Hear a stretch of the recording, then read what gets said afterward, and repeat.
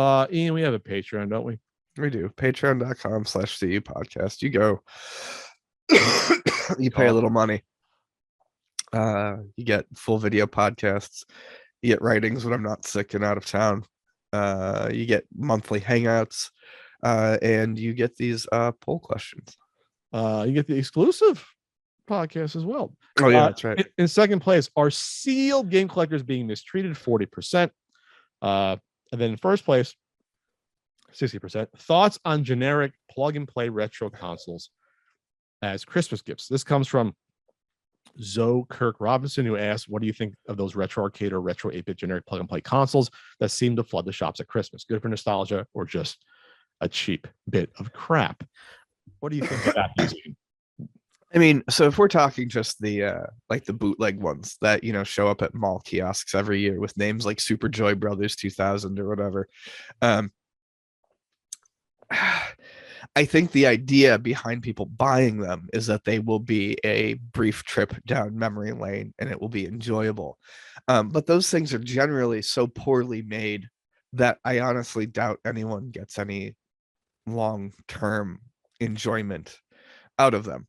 And then depending on which model you're getting or what they're using as a basis, a lot of those can only play the smallest, simplest NES games because they don't have mappers and stuff in them. So you're not going to be getting stuff like Mario 3.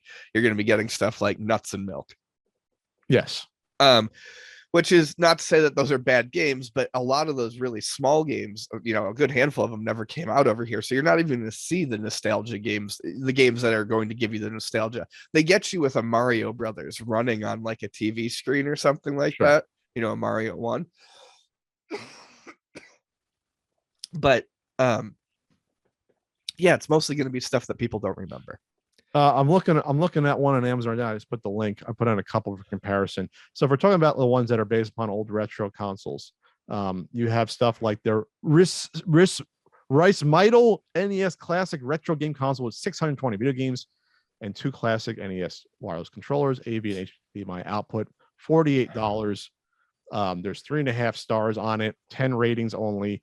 And again, wireless controllers with it's an AV to HDMI little cheap fucking $3 adapter they include. So it's not even even a real HDMI out, Ian. Isn't that great? So that's fantastic. I realized that when I first saw it, I was like, there's no way this is built in because it costs me more money. So when you see this stuff, this would scratch the itch maybe of someone who isn't into the games that much, but it's like, oh, this is a nice little gift to have. But you're right. They aren't going to be playing this that long. This is going to be something where they're going to be like, okay, this again, scratch that itch. I remember playing games in the 80s and 90s. Thanks for getting it for me. I'll take it out every month and a half when I'm drinking, sort of thing. Or like when someone's always like, hey, you remember? Hey, Todd, you remember when we used to play when we were kids? We played, Contra. And maybe maybe Contra's on there. I see Russian Attack in the picture, for example, or Gradius. Oh, River City Ransom's on there.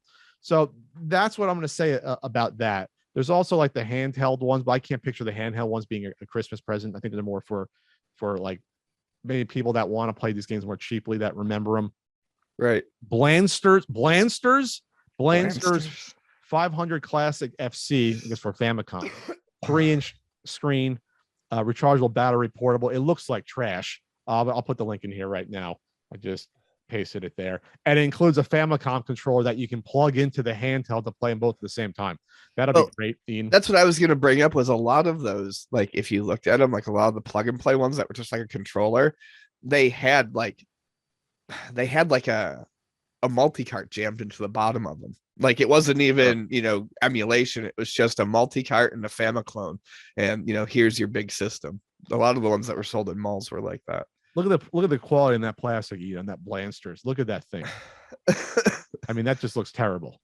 I mean, I don't know the quality of the screen. It's got 4 stars out of a 200 rating, so maybe. So yes, Blasters. So these are fucking bootleg consoles. But I took him to mean the ones that are actually like legit ones, like this one I have in here, Ian, the My Arcade plug and play TV game console, 220 retro style games, plugs in the TV. Battery or USB operated. Battery? Ergonomic controller shaped tactile buttons. So the controller is kind of shaped like almost like an Xbox controller. It has the Xbox color buttons, the blue, yellow, green, and red. There's an analog on it. There's a D-pad. Yeah, it's like an Xbox controller, the original Xbox. It kind of looks like there. And these are not old retro games. These are retro style games. On the cover, you have like a platformer. There's like Chinese checkers on there. There's like this platform with like a little monkey, it looks like, running around. There's a single screen game. I've seen these before. And my first thought when I see these, I'm like, where the hell did these games come from? Or what are these games? Right.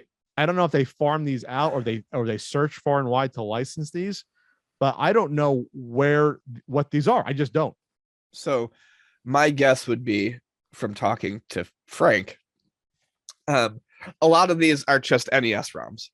Sure. So basically, these companies got good at making these NES games because that's the hardware they were using forever for this plug and play stuff. And every once in a while, a plug and play would come out and have its own original game on it. And they're always like very, very simple games and generally not very well made. And I bet you it's just all of those. I mean, I'm sure licensing on those is not real strict. Sure. But this is a legit product though. The My Arcade stuff. You see this stuff in like Target. Yeah. So like look at some of the comments. This is like 3.5 stars. This would be the item that if this existed when we were kids, your great aunt would get for you, thinking, oh, well, you like video games? Here, have this. And you're like, these games are trash. Yeah. Or, these aren't games that I remember playing. Like this is the game where it's like you're in the ballpark, but you're still not close to what the kid actually wants. Right. And one of the comments actually borns that out. One of the top comments for it. For someone named Jill. Like, oh, they got 2 unfunctional plug and play TV game systems in a row since February. Okay. The quality sucked. All right. So that they only, I do not recommend unless you only want entertainment for short-term situations, then it becomes a piece of garbage. Okay. Wouldn't recommend. The controller is cheaply made and the games are in the lowest definition. Well, looks like you literally stepped in a time capsule.